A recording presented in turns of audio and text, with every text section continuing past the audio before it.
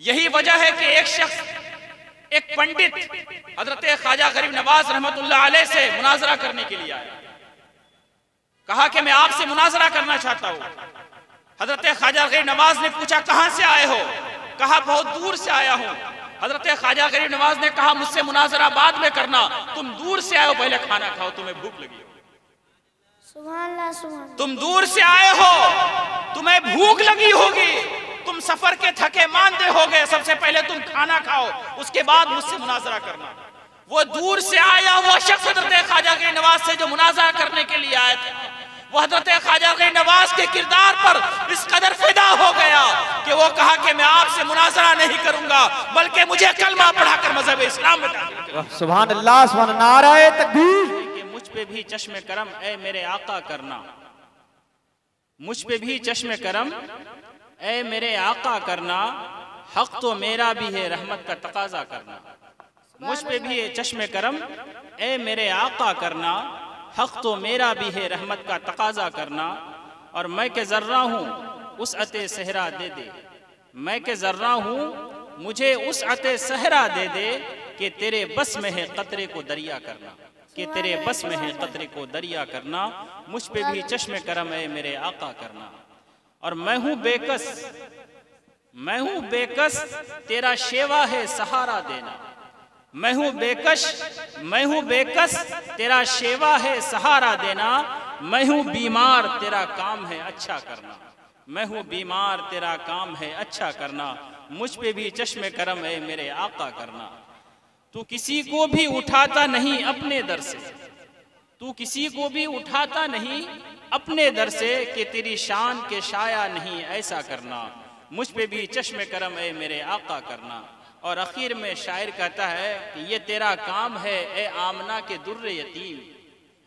शायर हुजूर की शान में कहता है ये तेरा काम है ए आमना के दुर्र यतीम, सारी उम्मत की शफाअत तने तन्हा करना, सारी उम्मत की शफाअत सने तन्हा करना।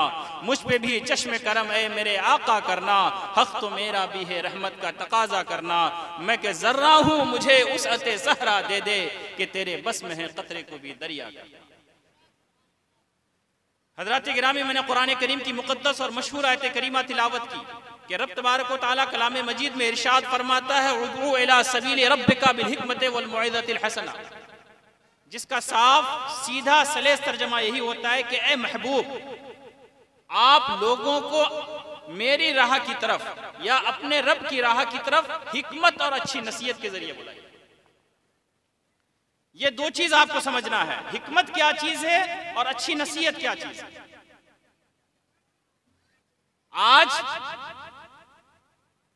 आज अगर आप सर्वे करेंगे जाके अगर पूरे हिंदुस्तान के अंदर, तो आज की शब नहीं भी है, अगर जलसे हो रहे होंगे तो 500 से ज्यादा जलसे आज हिंदुस्तान में, पूरे हिंदुस्तान भर में हो रहे होंगे।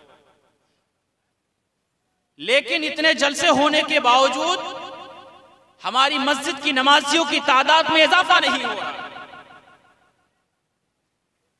उसकी वजह क्या है, उसके पीछे रीजन क्या है, उसका फैक्टर क्या है? आप अगर गौर करेंगे तो आपको पता चलेगा कि कहीं ना कहीं हम जब दावत व तबलीग करते हैं, हम अपना मैसेज, अपना पैगाम जब किसी दूसरे तक पहुंचाते हैं, तो उस मैसेज और के पैगाम के पहुंचाने में कहीं ना कहीं हमारे अंदर कुछ कमी पाई जाती है। अब हजरत ख्वाजा गरीब नवाज अलैहि रहमतुर रिजवान की जिंदगी को देखिए।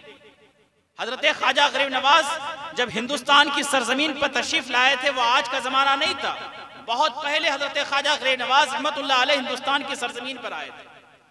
दूसरी चीज, हजरत सैयदना ख्वाजा गरीब नवाज रहमतुल्लाह अलैह हिंदुस्तान की सरजमीन पर खुद चलकर नहीं आए थे, बल्कि मदीने पाक से रसूल वकार ने उनको भेजा था। कि जब हजरत ख्वाजा गरीब नवाज अलैहि रहमतुर रिजवान की वालिदा मुकर्रमा का इंतकाल हो गया, वह इस दुनिया को छोड़कर चली गई, तो उन्होंने विरासत में एक पंचक्की और एक बाग छोड़ा। हजरत ख्वाजा गरीब नवाज रहमतुल्लाह अलैह एक दिन बाग में थे कि देखे कि एक बुजुर्ग आए, सफेद रीश दाढ़ी वाले, सब बहुत खूबसूरत और हसीन बुजुर्ग थे। हजरत ख्वाजा गरीब नवाज बाग में थे। वो बुजुर्ग हजरत ख्वाजा गरीब नवाज के जब करीब आए तो हजरत ख्वाजा गरीब नवाज अलैहि रहमत व रिजवान ने अंगूर का एक गुच्छा, अंगूर का एक थोला बड़े अदब के साथ उस शेख की बारगाह में पेश किया। कहा कि आप तनाउल फरमाइए। वो शेख जब उनकी नजर पड़ी कि इतना अदब से इस जवान कैसे कोई पेश आ सकता है, इतना बेहतरीन अदब का बंदा कैसे हो सकता है, वो बड़े हैरत में पड़ गए, ताज्जुब करने लगे। उसके बाद अंगूर खाने के बाद वह जब उनके देखा कि अदब बहुत ज्यादा इसके अंदर है, तो वो बुजुर्ग ने उनको एक रोटी का टुकड़ा अपनी झोली से निकाल कर दिया और कहा कि इस रोटी को तुम खा जाओ। हजरत ख्वाजा गरीब नवाज अलैहि रहमत व रिजवान ने जब उस रोटी को खाया, खाने के बाद उनके दिल की दुनिया बदल गई, उनकी कैफियत में तब्दीली आना शुरू हो गया, उनको दुनिया बेकार लगने लगी। हजरत इब्राहिम कंदोजी रहमतुल्लाह अलैह वहां से चले गए और जाने के बाद कुछ दिनों के बाद हजरत ख्वाजा गरीब नवाज रहमतुल्लाह अलैह अपने शेख उस्मान हारूनी के साथ मदीने मुनव्वरा जब पहुंचे, रसूल गिरामी वकार सल्लल्लाहु अलैहि वसल्लम की बारगाह में जब हाजिर हुए और हाजिर होने के बाद अर्ज करने लगे, अस्सलातु वस्सलामु अलैका या रसूल अल्लाह, अस्सलातु वस्सलामु अलैका या हबीब अल्लाह, अस्सलातु वस्सलामु अलैका या नबी अल्लाह। तो रोज़ा अतहर से आवाज आती है, वालेकुम अस्सलाम व रहमतुल्लाह, वालेकुम अस्सलाम व रहमतुल्लाह। ए गरीब नवाज, मैं सारी चीजें अता करता हूँ और मैं तुम्हें हिंदुस्तान का वाली बनाकर भेजता हूँ, जाओ तुम हिंदुस्तान के अंदर जाके दीन की खिदमत करो। सुभान अल्लाह, सुभान अल्लाह। तो हजरत ख्वाजा गरीब नवाज रहमतुल्लाह अलैह हिंदुस्तान के अंदर खुद से नहीं आए थे, बल्कि कौन भेजा था? अल्लाह के रसूल सल्लल्लाहु अलैहि वसल्लम। अल्लाह के रसूल सल्लल्लाहु अलैहि वसल्लम ने हिंदुस्तान की खिदमत के लिए हजरत ख्वाजा गरीब नवाज रहमतुल्लाह अलैह को हिंदुस्तान की सरजमीन पर भेजा था। जब हजरत ख्वाजा गरीब नवाज रहमतुल्लाह अलैह हिंदुस्तान की सरजमीन पर आए, हजरत ख्वाजा गरीब नवाज को कोई जानने वाला नहीं था। ऐसा नहीं कि हजरत ख्वाजा गरीब नवाज रहमतुल्लाह अलैह जब हिंदुस्तान की सरजमीन पर आए तो रेड कारपेट बिछाकर उनका इस्तकबाल और स्वागत किया गया, उनका वेलकम किया गया। नहीं मेरे प्यारे, हजरत ख्वाजा गरीब नवाज अलैहि रहमत व रिजवान जब हिंदुस्तान की सरजमीन पर तशरीफ लाए तो उनका रेड कारपेट के जरिए उनका स्वागत न किया गया, उनका इस्तकबाल अच्छे तरीके से न किया गया, बल्कि हजरत ख्वाजा गरीब नवाज अलैहि रहमत व रिजवान जिस जगह पर बैठते उनको उस जगह से उठा दिया जाता। अगर पानी पीते तो वो पानी का नहर उनके लिए बंद कर दिया जाता। हजरत ख्वाजा गरीब नवाज रहमतुल्लाह अलैह को तरह तरह की मशक्कतें थी, तरह तरह की परेशानियां उनको उठानी पड़ी। तब जाके हिंदुस्तान के अंदर जब देखा लोगों ने कि हजरत ख्वाजा गरीब नवाज ने न तीर के जरिए न तलवार के जरिए, बल्कि हजरत ख्वाजा गरीब नवाज ने अगर हिंदुस्तान के अंदर अगर इस्लाम को फैलाया है तो वो अपने किरदार के जरिए। सुभान अल्लाह, सुभान अल्लाह। मेरे प्यारे, हमें जरूरत है ऐसा किरदार पैदा करने की कि आज हम लोग उनके नाम का उर्स और जलसा तो कर रहे हैं, लेकिन हजरत ख्वाजा गरीब नवाज जो हिंदुस्तान के अंदर 90 लाख लोगों को जो कलमा पढ़ाकर मुसलमान किया, उसके पीछे सिर्फ एक वजह थी, वो था हजरत ख्वाजा गरीब नवाज अलैहि रहमत व रिजवान का किरदार और कैरेक्टर। उनका अखलाक इतना ऊंचा था, उनका अखलाक इतना बुलंद था कि हजरत ख्वाजा गरीब नवाज अलैहि रहमत व रिजवान पर अगर कोई जुल्म करता तो हजरत ख्वाजा गरीब नवाज अलैहि रहमत व रिजवान उसके जुल्म का जवाब जो है जुल्म से नहीं देते बल्कि प्यार से देते। यही वजह है कि एक शख्स, एक पंडित हजरत ख्वाजा गरीब नवाज रहमतुल्लाह अलैह से मुनाजरा करने के लिए आया, कहा कि मैं आपसे मुनाजरा करना चाहता हूँ। हजरत ख्वाजा गरीब नवाज ने पूछा कहां से आए हो? कहा बहुत दूर से आया हूँ। हजरत ख्वाजा गरीब नवाज ने कहा मुझसे मुनाजरा बाद में करना, तुम दूर से आए हो, पहले खाना खाओ, तुम्हें भूख लगी हो। सुभान अल्लाह, सुभान। तुम दूर से आए हो, तुम्हें भूख लगी होगी, तुम सफर के थके मांदे हो गए, सबसे पहले तुम खाना खाओ, उसके बाद मुझसे मुनाजरा करना। वो दूर से आया वो शख्स हजरत ख्वाजा गरीब नवाज से जो मुनाजरा करने के लिए आया था, वो हजरत ख्वाजा गरीब नवाज के किरदार पर इस कदर फिदा हो गया कि वो कहा कि मैं आपसे मुनाजरा नहीं करूंगा बल्कि मुझे कलमा पढ़ाकर मजहब इस्लाम में दाखिल करो। सुभान अल्लाह, सुभान। नारे तकबीर, नारे रिसालत। ख्वाजा का हिंदुस्तान, हिंदुस्तान की सुन्नी मुसलमान। नारे तकबीर। हजरत उल्लामा मौलाना मुफ्ती रिजाल मुस्तफा मिसबाह साहब किबला नारे तकबीर, नारे रिसालत। आज हाल क्या है हमारा? एक मस्जिद की दीवार पे मस्जिद की कमेटी वालों ने लिखवाया था कि अल्लाह देख रहा है। मस्जिद की दीवार पे लिखवाया अल्लाह देख रहा है, लेकिन कोई फायदा नहीं। मस्जिद में जुमा के दिन लोग आए तब भी मस्जिद में जाकर चप्पल चोरी करते हैं, मस्जिद का टूटी नल को तोड़ते हैं। मस्जिद में पहुंचने के बाद लिखवाया क्या? अल्लाह देख रहा है। किसी पर कोई असर नहीं। देखा कि उसी तरह चोरी हो रही है, उसी तरह नल और टेप तोड़ते जा रहे हैं, किसी को कोई परवाह नहीं। अगले हफ्ते क्या किया? उसमें लिख दिया कि आप सीसीटीवी कैमरे की नजर में।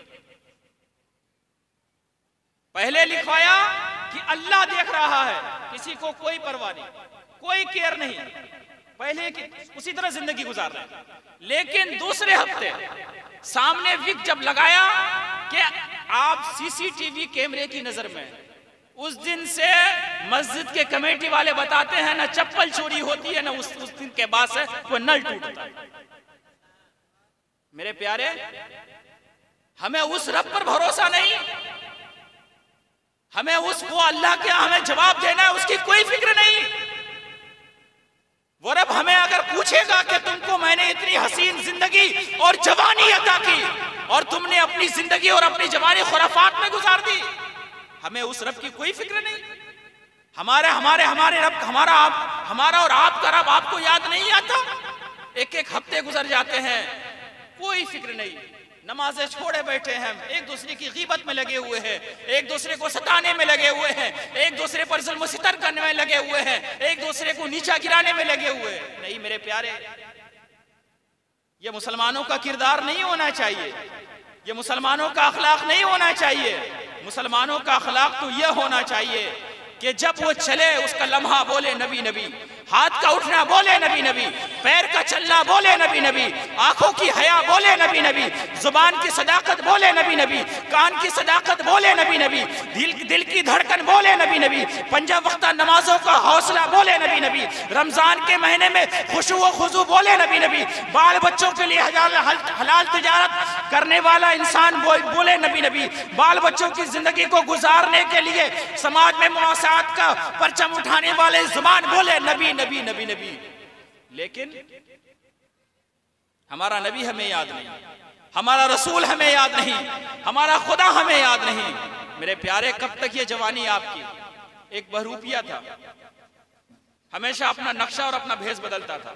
बादशाह वक्त से जाकर उसने कहा कि मैं अपना भेष बदल करके आऊंगा तो मुझे पहचान नहीं सकोगे। बादशाह ने कहा तुम किसी भी शक्ल में मेरे पास आ जाओ, मैं तुम्हें पहचान लूंगा। सुभान अल्लाह। वो एक मरतबा ताजिर बनकर आया, बेबसिक ताजिर बनकर आया बादशाह के पास। बादशाह ने कहा तुम फला शख्स हो, तुमको मैं पहचान लिया, तुम चले जाओ, दोबारा आना। दूसरी मरतबा उस बादशाह वक्त के पास पहुंचा, शक्ल बदल करके, बादशाह ने फिर उसको पहचान लिया। उसके बाद वो शख्स अब वहां बादशाह के दरबार से उठकर चला गया जंगल में, और जंगल में जाने के बाद अब वो क्या करता है कि पीरों और फकीरों और औलिया अल्लाह का लिबास पहन लेता है। वहां पहनने के बाद वो बैठ जाता है और अल्लाह अल्लाह अल्लाह अल्लाह अल्लाह अल्लाह करता रहता है। एक दिन बादशाह को जंग पे निकलना होता है, तो बादशाह जब जंग पे निकलता है उसकी शोहरत उस इंसान की फैल जाती है पूरे इलाके में कि एक अल्लाह का एक ऐसा बंदा है, अल्लाह का एक ऐसा बुजुर्ग बंदा है, अल्लाह का एक ऐसा वली है कि उसके अंदर अल्लाह ने उसकी दुआ में इतनी तासीर रखी है कि वो बंदा जब अपने मुंह पे हाथ फेरता है तो हाथ फेरने से पहले अल्लाह उसकी दुआओं को कबूल कर लेता है। उसके पूरे इलाके में उसकी शोहरत फैल गई। शोहरत फैलने के बाद बादशाह को जब जंग पे जाना हुआ तो बादशाह ने सोचा कि चलो उस अल्लाह के वली से चल के दुआ करा ले ताकि मुझे जंग में कामयाबी मिल जाए, ताकि मुझे जंग में फतह मिल जाए। वो बादशाह उसके पास गया ताकि उसको जंग में कामयाबी मिल जाए, ताकि उसे जंग में फतह मिल जाए। बादशाह जाने के बाद उसके पास कदम बोसी किया, हाथ को चूमा, सलाम किया। उसके बाद कहा मैं जंग पे निकल रहा हूं, आप मेरे लिए दुआ फरमा दे ताकि अल्लाह मुझे जंग में कामयाबी अता करे, ताकि अल्लाह मुझे जंग में सक्सेस अता करे। तो उन्होंने दुआ के लिए हाथ उठाई, दुआ कर दिया। बादशाह वक्त जाने लगे तो वो शख्स अल्लाह का वो बुजुर्ग उन्हें बुलाया, आवाज दे बादशाह वक्त कहाँ जा रहे हो, इधर आओ। तो बादशाह वक्त ने कहा क्या कोई गुस्ताखी हो गई है, क्या मैंने कोई बेअदबी की? कहा नहीं नहीं, आपने कोई गुस्ताखी नहीं की है, आपने कोई मेरा अपमान नहीं किया है, आपने मेरी कोई बेअदबी नहीं की है, बल्कि आप मुझे पहचाने। तो उन्होंने कहा नहीं। बादशाह वक्त ने कहा मैं नहीं, आपको मैं नहीं पहचानता। कहा मैं वही बहरूपिया हूं जो आपके दरबार में 2 बार आया था, लेकिन आप मुझे पहचान लिए थे।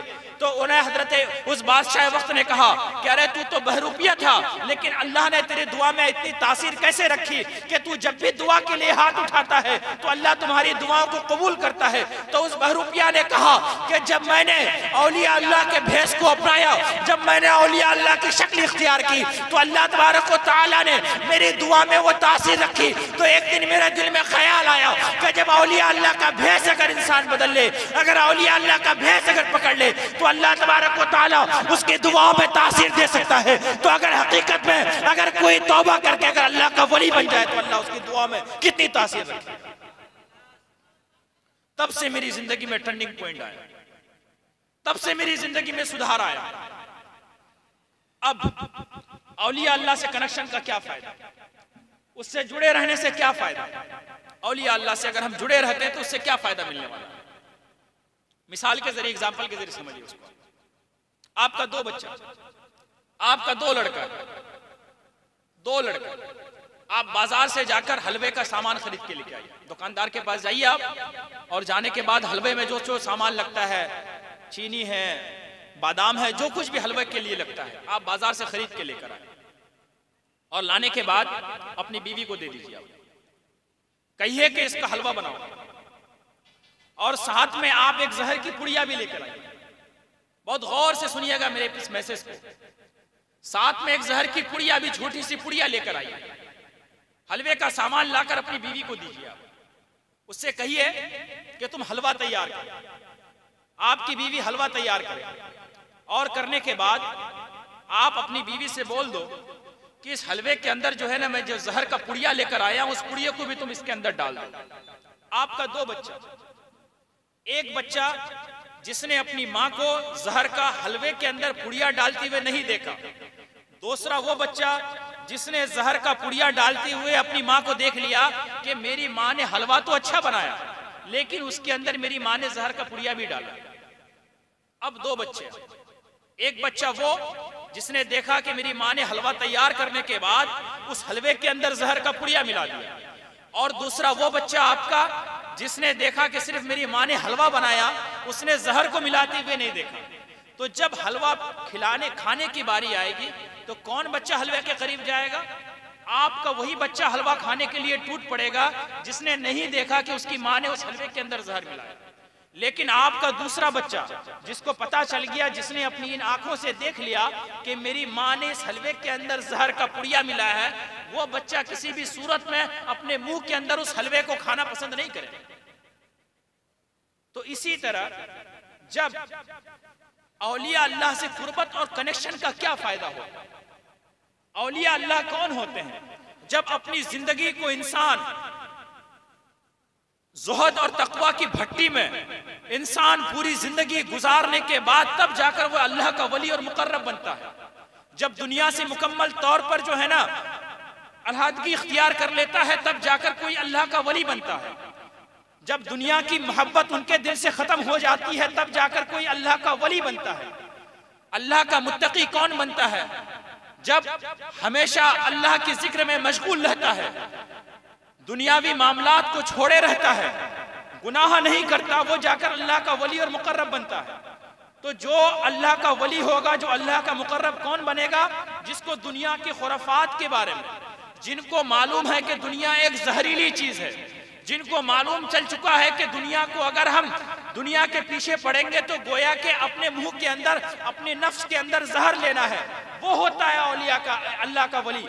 तो जब अल्लाह के वली से आप अपना कनेक्शन, जब अल्लाह के वली से आप अपना रिश्ता मजबूत करेंगे, तो अल्लाह का वली ये करेगा कि आप जब जब कोई गलत काम करने के लिए जाएंगे, आप जब जब कोई गलत कदम उठाएंगे, तो अल्लाह का वली आपको बाखबर करेगा, अल्लाह का वली आपको रोकेगा, अल्लाह का वली आपसे कहेगा नहीं रुको, ये काम गलत है, इसके करीब मत जाना वरना तुम्हारी जिंदगी तबाह हो जाएगी। अगर कोई गलत कदम उठाएंगे तो अल्लाह का वली आपकी रहनुमाई करेगा, कदम कदम कदम पर आपकी रहनुमाई करेगा, लम्हा लम्हा आपकी रहनुमाई करेगा, आपको हर कदम पे, हर स्टेप बाय स्टेप आपकी रहनुमाई करता हुआ नजर आएगा कि इसके करीब मत जाना, इसलिए कि इसके करीब जो गया है वो हलाक हुआ है। इसके करीब मत जाना, इसलिए कि इसके करीब जो गया है उसको हमेशा गायब व खासिर होकर लौटना पड़ा है।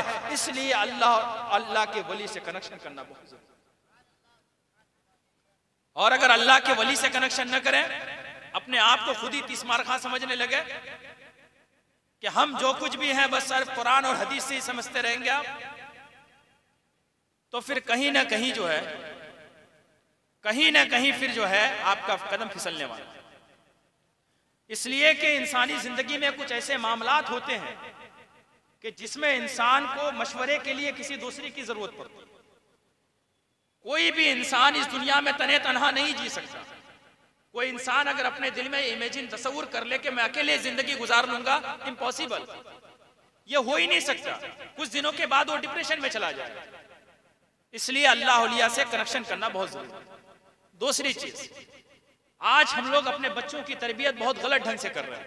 इसलिए इस जमाने में ना अल्लाह का सही कोई वली पैदा होता है, क्या होता है? जिस तरह तरबियत करते हैं उसी तरह टिकटॉकर पैदा हो रहा है, उसी तरह जो है ना बच्चा हमारा पैदा हो रहा है। बच्चे की तरबियत की जो सही उम्र होती है वो 12 साल से लेकर जो 19 या 20 साल तक, वो जो एज होती है बच्चे की, वो गोल्डन पीरियड बोला जाता है। पहले सुना करते थे जब ग्रेजुएशन और इंटर कर लिया तब जाके सुनते थे कि किसी का कोई लव है, एंगल है। लेकिन आज जो बच्चियां स्कूल में पढ़ने के लिए जाती हैं, 6 क्लास में है, 7 क्लास में है, 5 क्लास में है, उनसे उनके बारे में अगर पता कीजिए, स्टेटस पता कीजिए, तो उनका भी किसी लड़के के साथ अफेयर चलता है। ये कितने शर्म की बात है, ये कितने अफसोस की बात है हमारे समाज और मुआशरे के लिए। जब एक औरत अगर अपने जिस्म को अगर गलत तरीके से अगर इलीगल, शरीयत ने क्या कहा कि पहले मैरिज फिर लव, कि पहले शादी करो फिर जो है प्यार करो। प्यार करने के लिए शरीयत कहती है कि शादी करो। अगर आपको प्यार करना है तो पहले शादी, पहले लव, उसके बाद ये पहले मैरिज, पहले शादी करो फिर प्यार करो। लेकिन आज हमारी गलत तरबियत की वजह से क्या हो रहा है? लव मैरिज, यानी पहले लव करो फिर शादी करो। क्या वर्ड है? शरीयत कहती है, हमारा मजहब इस्लाम कहता है पहले मैरिज, पहले शादी। यानी जब किसी लड़की या लड़के का कुफू मिल जाए, वो बालिग हो जाए, अल्लाह के रसूल इरशाद फरमाते हैं सबसे पहले उसका निकाह, उसकी शादी कराओ। लेकिन आज क्या हो रहा है कि पहले लव फिर शादी, लव मैरिज, लव पहले आया है, मैरिज बाद में आया, यानी पहले लव करो फिर शादी करो। आज यही वजह है, रोजाना मेरे पास इस तरह के केसेस आते हैं। 2 साल, 2 महीने, 5 महीने रहने के बाद जो है वो इंसान की लाइफ फिर खराब हो जा रही है। शादी करने से पहले ऐसा लग रहा था कि वो जो है ना पूरी कायनात उसके लिए है, माँ बाप से भी ज्यादा जो है ना उसको अहमियत दे रहा था। लेकिन शादी के बाद जब उस लड़के की हकीकत खुली तो फिर कहती है कि यार भात खा बोला, इसके साथ हम रहने के लिए तैयार नहीं है। नहीं मेरी बहनों, मैं आपसे कहना चाहूंगा, आप शरीयत इस्लामिया के मुताबिक जिंदगी गुजारें। आप अखबारात, रसाइल का मुताला करें, जरायद का मुताला करें, तो आपको पता चलेगा कि बहुत सारे ऐसे नॉन मुस्लिम लड़कियों को जाल में फंसाकर जो है उनको कुछ दिन उसके साथ लिविंग रिलेशनशिप में रहते हैं। उसके बाद जो है ना उस लड़की को छोड़ देते हैं, लड़की डिप्रेस होकर खुदकुशी करने पर मजबूर हो जाती है। दिल्ली के अंदर बहुत सारे ऐसे केसेस हैं, महाराष्ट्र के अंदर, गुजरात के अंदर बहुत सारे केसेस हुए, यूपी के अंदर बहुत सारे केसेस हुए, बिहार के अंदर बहुत सारे केसेस हुए। मेरे प्यारे इंसान, अपनी जिंदगी को समझिए। आपके बच्चों की तरबियत की सही जिम्मेदारी आपके ऊपर। अगर आप अपने बच्चों की सही तरबियत नहीं करते हैं, कल कयामत के दिन आपसे भी पूछा जाएगा। कल कयामत की उस माहौल में क्या जवाब देंगे? आपसे पूछा जाएगा कि आपकी बेटी जो है ना फला आवारा लड़के के साथ घूम रहा था और तूने क्या किया। हदीस पाक में आता है, कुरान पाक में आता है, रिजालो कव्वामूना अलन निसा, कि मर्द हजरात औरत के हाकिम होते हैं। हाकिम किस काम के लिए आपको बनाया गया है? आपकी बेटियां जाकर किसी लौंडे के साथ जो है वो अफेयर और गलत रसूमात कायम करे, इसके लिए। जब वो लड़की गलत तरीके से पलेगी बढ़ेगी तो उस लड़की से क्या बाबा फरीदुद्दीन गंजा शकर जैसा पैदा होगा? क्या उस लड़की से क्या कुतुबुद्दीन बख्तियार काकी जैसा पैदा होगा? क्या उस औरत से क्या वो लड़की कल जाकर जब माँ बनेगी तो क्या उससे ख्वाजा कुतुबुद्दीन बख्तियार काकी जैसा फर्जंद पैदा होगा? नहीं नहीं मेरे प्यारे, न उस औरत से कुतुबुद्दीन बख्तियार काकी जैसा फर्जंद पैदा नहीं हो सकता। उस औरत से निजामुद्दीन औलिया जैसा पैदा नहीं हो सकता। उस औरत से ख्वाजा करीम नवाज जैसा पैदा नहीं हो सकता। उस औरत से ख्वाजा इमाम अहमद रजा जैसा पैदा नहीं हो सकता। बल्कि वो औरत जिस तरह अपने जिस्म को फरोश कर रही है, जिस तरह वो अपने औरत अपने जिस्म को बेच रही है, उससे कभी अच्छे बच्चे पैदा नहीं हो सकते। ये गारंटी आपको। तरबियत करें अपने बच्चों की, ध्यान दें। जब आप स्कूल में अपने बच्चियों को पढ़ने के लिए भेजते हैं, लड़का और लड़की का क्लास एक जगह, आप जाके हेडमास्टर से क्यों डिमांड नहीं करते कि बीच में पर्दा होना चाहिए? जिधर एक साइड में लड़के बैठे, एक साइड में लड़कियां बैठे, बीच में पर्दा होना चाहिए। लेकिन गए स्कूल में हम पढ़ाने के लिए भेज देते। आपकी बच्चियां जाकर ट्यूशन पढ़ती हैं, रास्ते में क्या क्या हरकतें करती है इसकी खबर आप कभी लिए? फिक्र नहीं है इसकी, आपको कोई फिक्र नहीं है। फिर रोते हैं आकर के, फिर रोते हैं कि हमारी बेटी भाग गई, हमारे साथ ये हो गया, हमारे साथ वो हो गया। अरे आपने जो तरबियत करने का सही हक था आपने तो अदा ही नहीं किया। जब आप खुद अदा नहीं कर रहे हैं फिर आप रोए तो रोने से आपका क्या फायदा होगा?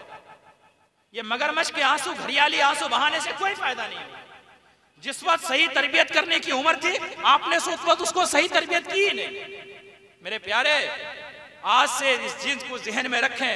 और बच्चे और बच्चियों का जो गोल्डन पीरियड होता है, जो बच्चे और बच्चियों की तरबियत का सही उम्र होती है, उस उम्र में उस पर बहुत ज्यादा आप ध्यान देने की जरूरत है। उस उम्र में उस पर बहुत ज्यादा केयर की जरूरत है। सिर्फ पैसे दे दिए ये नहीं, पैसे के साथ आपको देखना पड़ेगा कि आपकी बेटी का रिश्ता किसके साथ। कहीं आपकी बेटी का ताल्लुक किसी गैर महरम लड़के के साथ तो कायम नहीं हो चुका। कहीं आपकी लड़की जो है आपसे छुपा करके कहीं किसी जहन्नम के गड्ढे का काम तो नहीं कर रही है। इन सारी चीजों की फिक्र करना आपके ऊपर जरूरी है। पढ़िए दुरूद पाक, अल्लाहुम्मा सल्ली अला सय्यिदना शफीना मौलाना मुहम्मदिन बारिक वसल्लिम सलातु सलाम अलैका या रसूलुल्लाह सल्लल्लाहु तआला अलैहि वसल्लम। हजरत गिरामी, हजरत ख्वाजा गरीब नवाज अलैहि रहमत व रिजवान जब हिंदुस्तान की सरजमीन पर तशरीफ लाए तो हजरत ख्वाजा गरीब नवाज अलैहि रहमत व रिजवान के पीछे राजा पृथ्वीराज पीछे पड़ गए। इसलिए कि दिन ब दिन हजरत ख्वाजा गरीब नवाज के हाथ पर लोग इस्लाम कबूल करने लगे।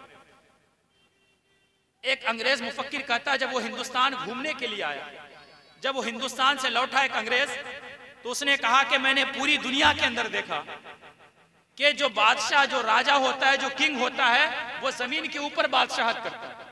लेकिन मैंने हिंदुस्तान की सरजमीन पर ख्वाजा मोइनुद्दीन अजमेरी को देखा कि वो जमीन के नीचे लेटे हुए भी हुकूमत कर रहे हैं। वो जमीन के नीचे लेटे हुए हैं, लेकिन जमीन के नीचे लेट कर भी जो हुकूमत कर रहा है, जमीन के नीचे लेट कर जो हुकूमत कर रहा है, उस जात का नाम ख्वाजा मोइनुद्दीन चिश्ती अजमेरी। सुभान अल्लाह, सुभान अल्लाह। ये मैं नहीं कह रहा, एक अंग्रेज कह रहा, जो इस मुसलमानों और इस्लाम का कट्टर दुश्मन है।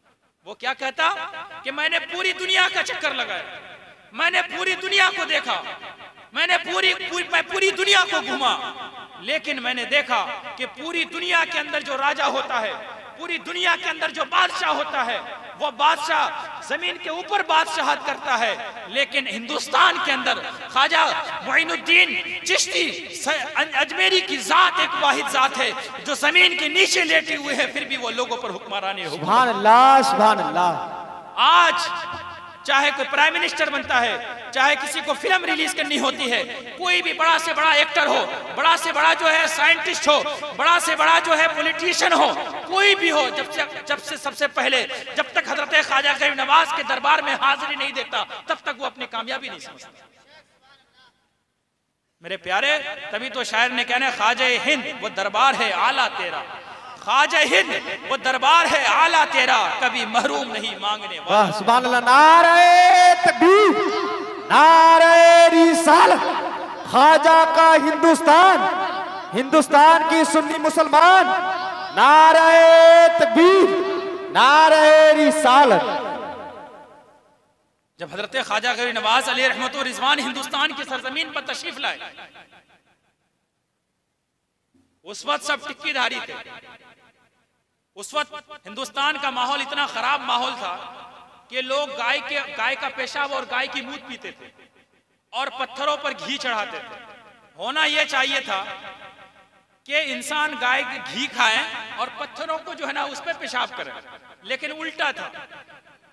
उल्टा था। क्या करते थे? लोग पेशाब पीते थे और पत्थरों पर जो है ना घी चढ़ाया करते थे। जब हजरत ख्वाजा गरीब नवाज हिंदुस्तान तशरीफ लाए तो हिंदुस्तान का माहौल ऐसा था, औरतों की कोई इज्जत न थी। एक औरत से 5-5 भाई शादी करता था। यह हिंदुस्तान का माहौल था। आप पढ़े हिस्ट्री उठाकर, मैं कोई हवाई फायरिंग नहीं करता, जो फैक्ट बातें हैं, जो हकीकी बातें हैं, उठाकर हिंदुस्तान की तारीख आप पढ़ लीजिए, आपको पता चल जाएगा ये सारी चीजें। हिंदुस्तान की तारीख में, हिस्ट्री में बता रहा हूं, ये हिंदुस्तान का हाल था जब हजरत ख्वाजा गरीब नवाज हिंदुस्तान की सरजमीन पर तशरीफ लाए थे। एक औरत से 5-5 मर्द शादी करता था। ये हिंदुस्तान की हालत में बता रहा हूं। मर्द इंसान घी खाना चाहिए, घी की जगह पे वो पेशाब मूत पीते थे और पत्थरों पर घी चढ़ाया जाता था। हिंदुस्तान की हालत थी जब हजरत ख्वाजा गरीब नवाज रहमतुल्लाह अलैह हिंदुस्तान की सरजमीन पर तशरीफ लाए। ये हिंदुस्तान की हालत थी। हजरत ख्वाजा गरीब नवाज जब हिंदुस्तान तशरीफ लाए और लाने के बाद किसने भेजा था? हुजूर अकरम सल्लल्लाहु अलैहि वसल्लम। वो खुद नहीं आए थे, बल्कि किसने भेजा था? हजरत हुजूर अकरम सल्लल्लाहु अलैहि वसल्लम ने। तशरीफ लाने के बाद जब हजरत ख्वाजा गरीब नवाज ने अपना किरदार पेश किया लोगों के सामने, कौन किरदार? वही किरदार जो हजरत इमाम हुसैन ने करबला की सरजमीन पर पेश किया, वही किरदार जो हजरत अली मुर्तजा ने पेश किया था। जब हजरत ख्वाजा गरीब नवाज ने वो किरदार पेश किया जो हजरत अबू बकर सिद्दीक ने पेश किया था, हजरत ख्वाजा गरीब नवाज ने हिंदुस्तान में आकर वो किरदार पेश किया जो हजरत उमर फारूक ने पेश किया था। हजरत ख्वाजा गरीब नवाज हिंदुस्तान में आने के बाद वो किरदार पेश किया जो हजरत उस्मान गनी ने पेश किया था। उसी किरदार को पेश किया हजरत ख्वाजा गरीब नवाज ने। जो लोग हजरत ख्वाजा गरीब नवाज अलैहि रहमत व रिजवान पर जुल्म करते थे तो उनके जुल्म का जवाब जुल्म से नहीं देते बल्कि माफ करते थे। हजरत ख्वाजा गरीब नवाज पर अगर कोई पत्थर बरसाता, हजरत ख्वाजा गरीब नवाज को अगर कोई पत्थर मारता तो उनके पत्थर का जवाब ईंट और पत्थर से नहीं देते बल्कि उनको माफ फरमा देते, अपनी मीठी बोली से उसका जवाब देते। सुभान अल्लाह। तो जब हजरत ख्वाजा गरीब नवाज के इस किरदार को और अखलाक को देखा हिंदुस्तान के टिक्काधारी लोगों ने, तो कहा जब हजरत ख्वाजा गरीब नवाज जो हुजूर अकरम सल्लल्लाहु अलैहि वसल्लम के गुलाम का अदना गुलाम है, जब उनका ये मकाम और मर्तबा है तो हुजूर अकरम सल्लल्लाहु अलैहि वसल्लम का मकाम और मर्तबा क्या है? बेशक। सुभान अल्लाह, सुभान अल्लाह। उसके बाद हिंदुस्तान के 90 लाख लोगों ने हजरत ख्वाजा गरीब नवाज के हाथ पर इस्लाम लेके आए, कलमा पढ़ा उनके। हजरत ख्वाजा गरीब नवाज के जब लोग दीवाने होते जा रहे हैं, पृथ्वी राज को टेंशन हो गई, अब क्या किया जाए, मेरी सल्तनत तो खत्म होने वाली है, अब मेरी बादशाहत खत्म हो जाएगी। बड़ा टेंशन हुआ। आज लोग भारत को सिर्फ यूज करते हैं, भारत का नाम इस्तेमाल करते हैं, वरना भारत का अगर हकीकी मुहाफिज कोई है तो ला इलाहा इल्लल्लाह मुहम्मद रसूलुल्लाह पढ़ने वाले लोग। लोग किस तरह की बातें करते हैं, हमें लोग सबक सिखाते हैं, कहते हैं कि भारत की हिफाजत का हमें लोग कहते हैं, भारत के तहफ्फुज़ को हमें लोग कहते हैं, भारत की वफादारी का। हम पूछना चाहते हैं कि अंग्रेजों के खिलाफ जब टीपू सुल्तान ने ये अंग्रेजों के खिलाफ जब सबसे पहले जंग लड़ने वाला कौन था? वो टीपू सुल्तान था जिसने ला इलाहा इल्लल्लाह पढ़ने वाला था। अंग्रेजों के खिलाफ सबसे पहले जिहाद का फतवा देने वाला कोई नहीं बल्कि ला इलाहा इल्लल्लाह पढ़ने वाले हजरत अल्लामा फजल खैराबादी की। ये नहीं है आज जो कहते हैं कि हम हिंदुस्तान की हिफाजत कर रहे हैं, ये लोग सिर्फ भारत और हिंदुस्तान को यूज कर रहे हैं। आज ये सिर्फ ये दावा कर रहे हैं, खोखले दावे हैं इनके। जब टीपू सुल्तान अंग्रेजों के खिलाफ ला इलाहा इल्लल्लाह पढ़ने वाला लड़ रहा था तो गद्दारी करने वाले कौन थे? यही लोग थे जो आज सल्तनत में है, जो आज हुकूमत में है, यही लोग गद्दारी करने वाले थे। जब अल्लामा फजल खैराबादी ने अंग्रेजों के खिलाफ जिहाद का फतवा दिया था तो गद्दारी करने वाले कौन थे? जो आज सियासत में सत्ता में बैठे हैं वो लोग।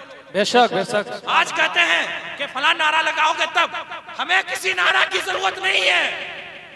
हम कल भी हिंदुस्तान के वफादार थे और आज भी हिंदुस्तान के वफादार। आज अगर हिंदुस्तान की सरजमीन को अगर खोदोगे तो इसके सीने से हजरत ख्वाजा गरीब नवाज जैसी शख्सियत निकलेगी। आज अगर हिंदुस्तान के सीने में हजरत कुतुबुद्दीन बख्तियार काकी जैसी शख्सियत लेटी हुई है, आज अगर हिंदुस्तान की सरजमीन को अगर चीरोगे हिंदुस्तान की सरजमीन को तो उसके नीचे जो है हजरत बाबा निजामुद्दीन औलिया जो है ना आपको नजर आए। हमसे प्रूफ मांगते हैं, कहते हैं कि अपनी वफादारी साबित करो, कहते हैं कि आप नारा लगाओ, या नारा नहीं लगाओगे तो हिंदुस्तान से भगा देंगे तुमको। ये हमारी शराफत है, हमारा मसलक सूफिया है। हम किसी का नाम नहीं लेना चाहते हैं।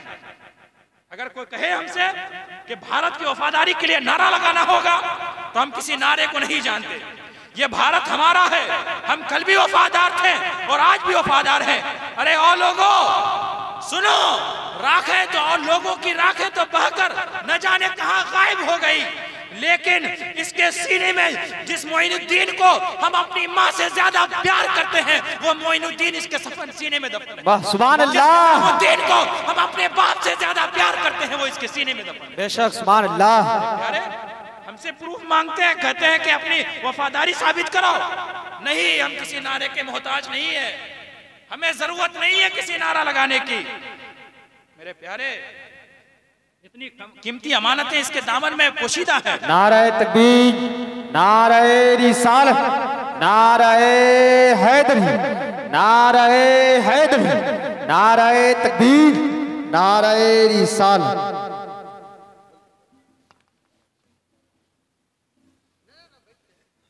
इतनी कीमती अमानत इसके सीने में दफन है। भारत से बगावत, भारत से नहीं, भारत से बाद में पहले ख्वाजा मोइनुद्दीन चिश्ती अजमेरी से बगावत की। अगर हमने भारत से बगावत की तो भारत से बाद में बगावत होगी। पहले हजरत कुतुबुद्दीन बख्तियार काकी से बगावत होगी। अगर हमने भारत से बगावत की तो भारत से बाद में बगावत होगी। पहले निजामुद्दीन औलिया से बगावत होगी। इसलिए हम भारत के बागी नहीं है, हम वफादार हैं। हम अपनी वफादारी के लिए किसी प्रूफ के मोहताज नहीं है। हम किसी वफादारी के लिए किसी प्रूफ के मोहताज नहीं है। हम किसी सबूत के मोहताज नहीं है कि हमें सर्टिफिकेट देना पड़े और हमें नारा लगाकर जो है ना सबूत देना पड़े। आज कुछ लोग बहकावे में आकर कुछ भी नारा लगाने के लिए तैयार हो जाते, कुछ भी नारा लगाने के लिए तैयार हो जाते हैं। कोई किसी को प्रेशराइज करता है, नारा लगाने के लिए तैयार। क्यों नारा लगाएंगे? क्यों नारा लगाएंगे जिस नारा की हमें इस्लाम इजाजत नहीं देता? नहीं मेरे प्यारे, ऐसे नारा लगाने की जरूरत नहीं है। ये लोग भारत को लूट रहे हैं, ये भारत का इस्तेमाल करते हैं, भारत को यूज कर रहे हैं। इसलिए कि ये भारत किसी के, हिंदुस्तान किसी के बाप का नहीं है, बल्कि हिंदुस्तान हमारे बाप हजरत आदम का। हजरत आदम अरब जाने से पहले सबसे पहले कहां आए थे? हिंदुस्तान की सरजमीन पर आए। हजरत आदम अलैहिस्सलाम अरब की सरजमीन पर जाने से पहले कहीं और नहीं बल्कि इसी हिंदुस्तान की सरजमीन पर, जिस सरजमीन में हजरत ख्वाजा गरीब नवाज लेटे हुए हैं, जिस सरजमीन में हजरत कुतुबुद्दीन बख्तियार काकी लेटे हुए हैं, जिस सरजमीन पे हजरत निजामुद्दीन औलिया लेटे हुए हैं, उसी सरजमीन पर सबसे पहले हमारे बाप हजरत आदम अलैहिस्सलाम। हिंदुस्तान किसी के बाप का नहीं है ये, बल्कि किसका है? हमारे बाप हजरत सैयदना आदम अलैहिस्सलाम का। ये जो हिंदुस्तान को आज तरक्की मिल रही है, ये हजरत आदम के कदम की बरकत है। ये जो आज हिंदुस्तान इतना फूल और फल रहा है, ये हजरत आदम अलैहिस्सलाम की पेशानी में जो नूरे मुस्तफा चमक रहा था, ये उसकी बरकत। आज जो हिंदुस्तान में जो तरक्की हो रही है, ये भारत को इस्तेमाल करने वालों की जो वजह से नहीं हो रही है, बल्कि इसलिए कि इस भारत के अंदर हजरत ख्वाजा गरीब नवाज अजमेरी जैसी शख्सियत लेटी हुई, इस वजह से इस भारत की तरक्की। आप डरिए मत किसी से, डट कर जाइए, खुलकर मुकाबला कीजिए। मगर मेरे प्यारे, हजरत ख्वाजा गरीब नवाज का सिर्फ उर्स मना लेना काफी नहीं होगा हमारे लिए। हजरत ख्वाजा गरीब नवाज की एक बात को भी जहन में रख के तब उठिएगा। हजरत ख्वाजा गरीब नवाज का एक मैसेज, हजरत ख्वाजा गरीब नवाज का एक पैगाम। हजरत ख्वाजा गरीब नवाज फरमाते हैं कि जिंदगी कैसे जीना है हमें, ये मैं अपना कौल नहीं बता रहा, किसका? हजरत ख्वाजा गरीब नवाज। क्या फरमाते हैं? बस आखिरी बात 2-3 मिनट के अंदर अपनी गुफ्तगू समेट दूंगा। हजरत ख्वाजा गरीब नवाज क्या फरमाते हैं कि सखावत कैसी होनी चाहिए? दरिया जैसी। सखी कैसा होना चाहिए? सखावत कैसी होनी चाहिए? दरिया जैसी होनी चाहिए। कि दरिया अपना पानी सबको लुटाता है, गरीब हो, अमीर हो, फकीर हो, मुफलिस हो, कोई भी हो, हिंदू हो, मुस्लिम हो, कोई भी हो, कोई फर्क नहीं करता। ऐसा नहीं कि दरिया ये नहीं कहता कि आज ये हिंदू है मैं इसे पानी नहीं दूंगा, ये सिख है मैं इसे पानी नहीं दूंगा, ये मुस्लिम है मैं इसको पानी नहीं दूंगा, बल्कि कोई भी इंसान, किसी भी इंसान को अगर जरूरत पड़ती है, आपकी कोई आपका नाइबर यानी आपका पड़ोसी है, अगर आपका कोई हमसाया है, चाहे वो हमसाया कोई भी हो सकता है, आपका हमसाया कोई हिंदू भी हो सकता है, आपका हमसाया कोई, आपका पड़ोसी कोई क्रिश्चियन भी हो सकता है, आपका पड़ोसी कोई बुद्ध और जैन भी हो सकता है, तो आप अपने नाइबर को, अपने हमसाये को जो है ना, आपको क्या नहीं करना है, तकलीफ में नहीं डालना, परेशानी में नहीं डालना। आज हमारे मुआशरे में सबसे बड़ी मुसीबत यह है कि सबसे ज्यादा अगर परेशानी है तो एक जो इंसान जिसका घर है उसके बगल में जो घर वाला सबसे ज्यादा उसी को परेशानी, सबसे ज्यादा परेशानी है उसके पड़ोसी को परेशानी होगी। ये हजरत ख्वाजा गरीब नवाज का मैसेज नहीं है, ये हजरत ख्वाजा गरीब नवाज का ये पैगाम नहीं है मेरे प्यारे। हजरत ख्वाजा गरीब नवाज फरमाते हैं कि इंसान के अंदर सखावत, अल्लाह के रसूल ने इरशाद फरमाया कि जब तुम्हारे घर पे गोश्त बने, जब तुम्हारे घर पे गोश्त बने तो उस गोश्त के अंदर शोरबा यानी झोल थोड़ा सा बढ़ा कर दो, ताकि आपके पड़ोसी को भी थोड़ा सा उसका शोरबा दिया जाए। यहां तक हमारा मजहब इस्लाम हुक्म देता है। हजरत ख्वाजा गरीब नवाज क्या फरमाते हैं, सखावत दरिया जैसी होनी चाहिए। सखावत कैसी होनी चाहिए, दरिया जैसी होनी चाहिए। और शफकत सूरज जैसी, सन सूरज, सूरज, शफकत कैसी होनी चाहिए, सूरज जैसी।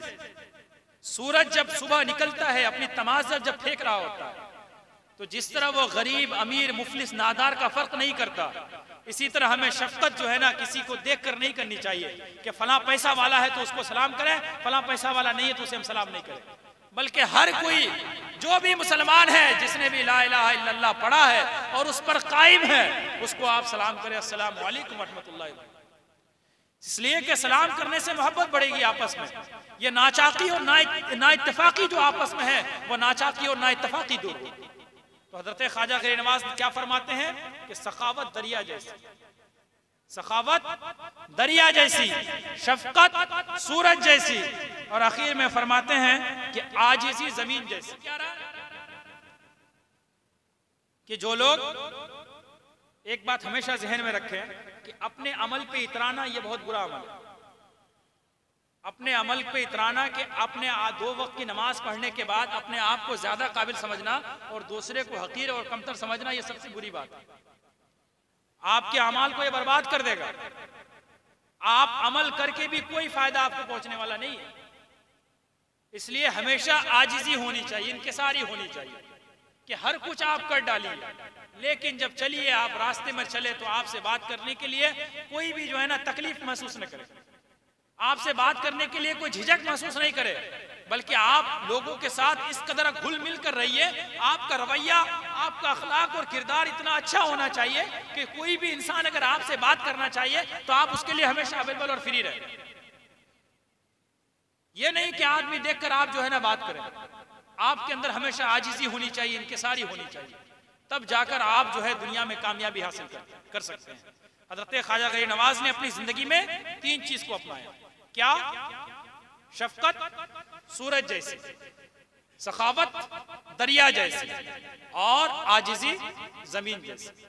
इन 3 वर्ड्स को आप अपने जहन के हाशिए में अच्छी तरीके से बिठा लें, और आज के बाद से जो जिंदगी गुजारेंगे आप इन 3 वर्ड्स को अपने जहन में रखिए और इसके मुताबिक आपको आज से जिंदगी गुजारनी कि शफकत कैसी करनी है, सूरज जैसी, सखावत दरिया जैसी, आजिज़ी जमीन जैसी। शफकत सूरज जैसी, शफकत सूरज जैसी, सखावत दरिया जैसी, और आजिज़ी आपको जमीन जैसी। ये 3 वर्ड हजरत ख्वाजा गरीब नवाज अलैहि रहमत और रिजवान का याद रखें। मैं कसम खुदा की गारंटी देता हूं कि अगर इन 3 वर्ड पे जिस तरह अमल करने का हक है, आपने कमा हक कहू, अगर आपने अमल कर लिया तो आपकी दिल की दुनिया भी बदल जाएगी और आपकी आखिरत भी संवर जाएगी। इन 3 बात पर आप जरूर अमल कीजिए। मैंने कुरान करीम की मुक़द्दस और मशहूर आयत करीमा तिलावत की थी कि रब तबारक व तआला कलाम मजीद में इरशाद फरमाता है, उदू इला सबील रब्बिका बिल हिकमति वल मौइज़तिल हसना, कि महबूब आप अपने रब की तरफ लोगों को हिकमत और अच्छी नसीहत के जरिए बुलाइए। तो मैं अर्ज कर रहा था कि हजरत ख्वाजा गरीब नवाज अलैहि रहमत और रिजवान के पीछे पड़ गया वो उस बादशाह राजा पृथ्वीराज ने एक राजपूत को बुलाया। राजपूत को बुलाने के बाद कहा कि तुम्हें एक काम करना है, एक अल्लाह का वली, एक बाबा आया हुआ है, उसको तुम्हें जान से मारना है, उसके जान की सुपारी ले लो। कहा कि इसके बदले में मुझे क्या मिलेगा?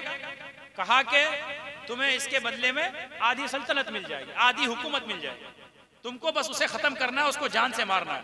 कहा मुझे ये डील मंजूर है। बादशाह वक्त से डील मंजूर कर लिया कि अगर मैं मोइनुद्दीन अजमेरी ख्वाजा गरीब नवाज की अगर जान मार देता हूं तो आप मुझे क्या करेंगे? आधी सल्तनत दे देंगे। कहा ठीक है। उसने तीर को जहर के अंदर बुझाया।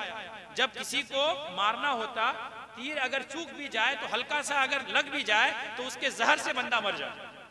जब किसी को बड़े मिशन पे बहुत ज्यादा अगर मौत के घात उतारना होता था तो तीर को जो है जहर में बुझाते थे, उसके बाद जो है ना फिर वो हमला करते थे।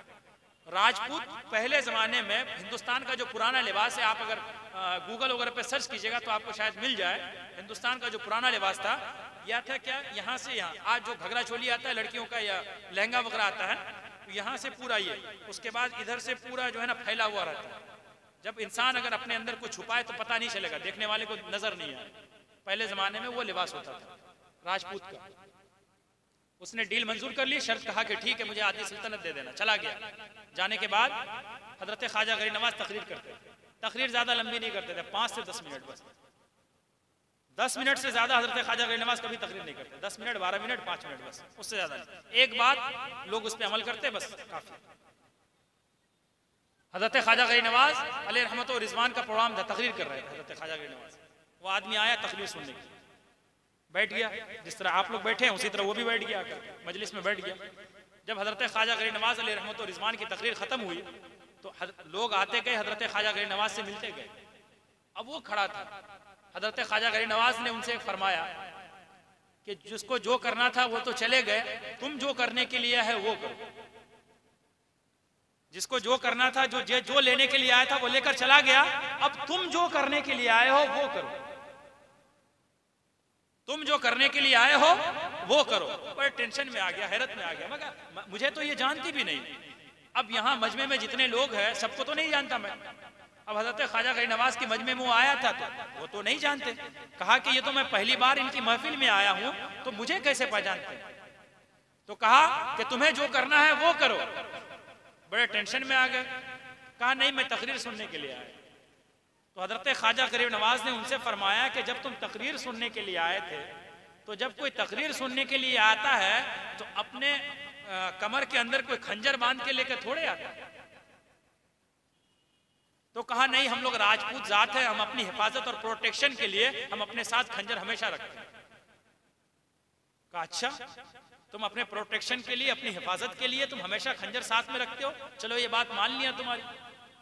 लेकिन इस खंजर को तुमने जो है जहर के अंदर जो बुझाया है वो किस मकसद के लिए?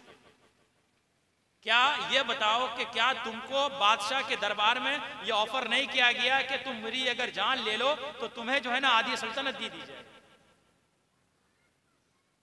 तो बस जब हजरत ख्वाजा गरीब नवाज ने उनसे बताया कि तुम इसी मकसद के लिए आए हो, बस फौरन वो तौबा किया और तौबा करने के बाद जो है फिर वो मजहब इस्लाम में दाखिल। तो हमारे ख्वाजा गरीब नवाज को अल्लाह तबारक व तआला ने इतने शान से नवाजा था। तो मेरे प्यारे, आप ख्वाजा गरीब नवाज के चाहने वाले हैं, हजरत ख्वाजा गरीब नवाज से इश्क रखते हैं, उनसे मोहब्बत करते हैं, तो हजरत ख्वाजा गरीब नवाज अलैहि रहमत व रिजवान के फरामीन पर, उनके नकुश हयात पर, उनके फुट स्टेप को फॉलो करें, तब जाकर जो है ना इंशाअल्लाह हमारी ज़िंदगी कामयाब हो जाएगी और हमारी आखिरत कामयाब हो जाएगी। अस्सलामु अलैकुम व रहमतुल्लाहि व बरकातहू।